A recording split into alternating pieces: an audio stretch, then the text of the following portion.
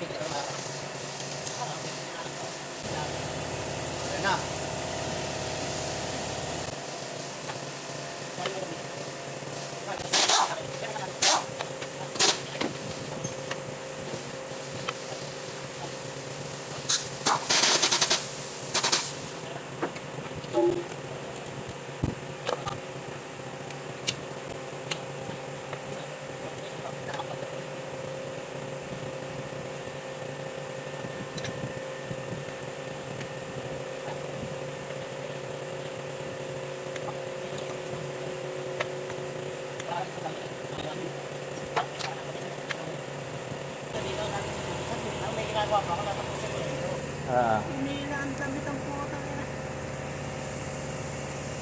Hindi pwede na ako pinong. Hilahin ko yung damit mo.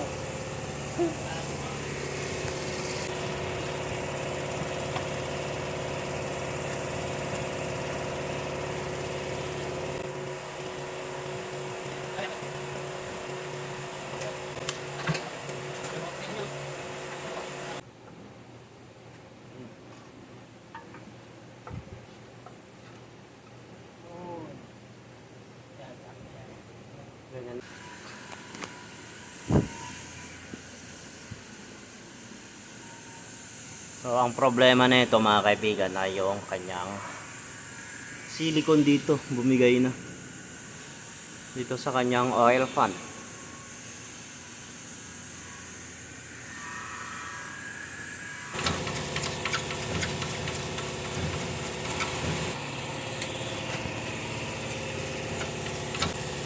So kaya mga kaibigan, kapag nag-re-silicone kayo ng oil fan ay dapat ganyan kalinis.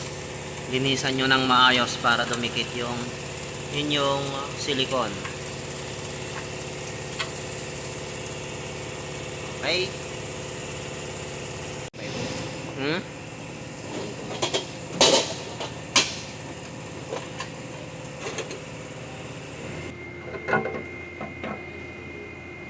So, kaya mga kabigan, nalinis na natin at nalagay na rin natin yung kanyang mga tornilyo. So, bagong silicone yan.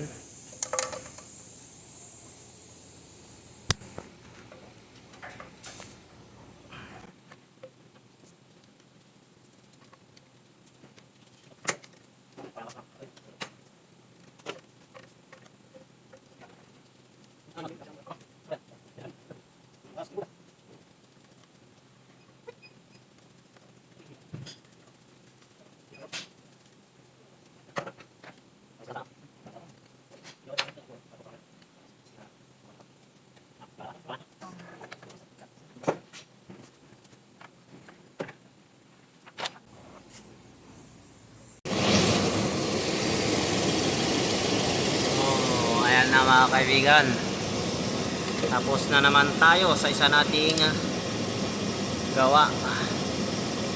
Opya.